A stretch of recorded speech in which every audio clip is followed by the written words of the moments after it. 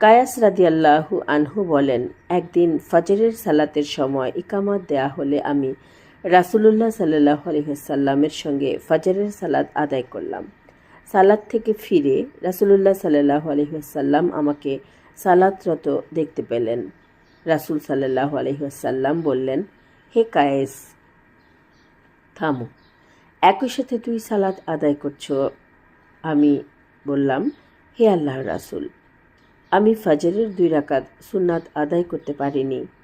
তিনি বললেন, তাহলে অসুবিধা নেই। তিরমিজি 422।